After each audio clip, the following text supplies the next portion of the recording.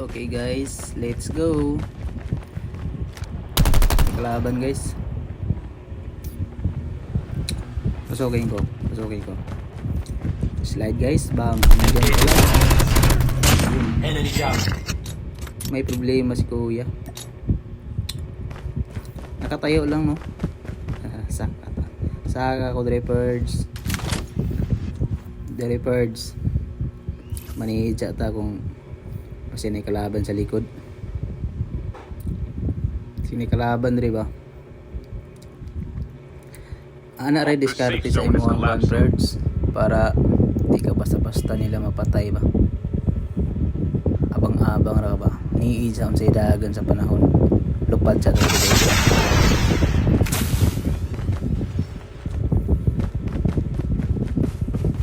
Siguro nito yung kalaban ba? Drepards.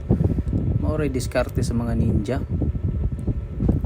Mga pro player ba nga bantayan noon sa daga na may kagubot sa unahon sa to. Gira to. Tara, kamang.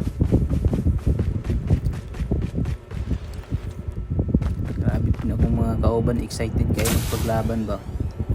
Kini og pataka-taka ka dire. Gamay ray pitoy palot ni mo Drepards. Taka kag sulod dire, sulod ka ng buildingan na.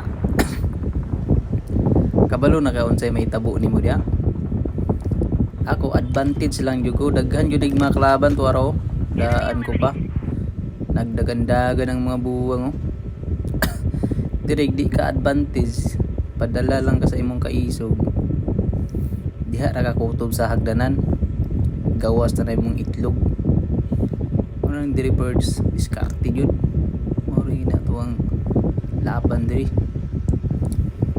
kana nga building secure. Grabe kay mga kalaban na nasa palibot ana tanawa turaw isa para nagkuha na Pards shifting na sila kabato apa isa duha na kamao jud kama diri na tor plastaran masig mo gawas sipso na Down to the last 5 teams.